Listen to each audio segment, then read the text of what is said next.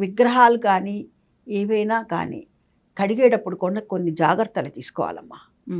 కొంతమంది దగ్గర నేను చూశాను, ప్రత్యక్షంగా మాకు నైబర్ ఎదురుకుండా ఆవిడ దగ్గర చూసాను.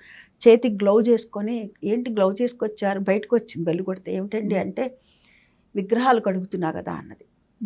అంటే అందులో దేవుడు లేవడానికి కడుగుతున్నావా, ఎందుకని చేతికి అది పెట్టుకున్నావంటే కెమికల్స్ కదా, నా చేయి పాడైపోతుంది కానీ. అంటే అందులో భగవంతుడు ఉన్నాడని పూజ చేస్తున్నావా, మనం లేదని పూజ చేస్తున్నావా? అదే అంటే మన చెయ్యి పాడైపోతుందని గ్లౌజ్ చేసుకున్నారు. మరి భగవంతుడు ఉన్నాడని రోజు పూజలు చేస్తూ 2 పూట్లా చేస్తూ ఉన్నప్పుడు అది ఎంత దోషము, కెమికల్స్ వేయటం.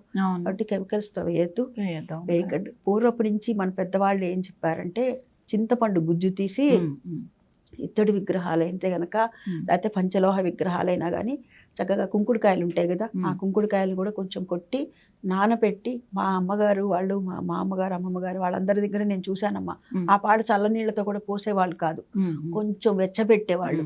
మనం చన్నీళ్ళు పోసుకుంటున్నాం, ఆ దేవుడికి చన్నీళ్ళు పోయకూడదని గోరెచ్చపెట్టి ఆ నీళ్ళలో కాసేపు ఇట్లా నానబెట్టి అప్పుడు తీసి చక్కగా పులికాపు చేసేవాళ్ళు అనమాట. అది అసలు మనం చేయాలి. అలా చేసినట్లయితే కనుక ఈ చుట్టూ ఉన్నటువంటి ఈ చిత్రపటాలన్నీ ఏవైతే ఉన్నాయో అవన్నీ మన పూజా మందిరంలో ఉన్నటువంటి విగ్రహాలని మొట్టమొదట తీసి దీంట్లో నానబెట్టామనుకోమ్మా, తర్వాత ఇవన్నీ శుభ్రం, గూడంతా శుభ్రం చేసుకొని తర్వాత మనం చిత్రపటాలను తుడుచుకునేటప్పటికి అది నానిపోతుంది.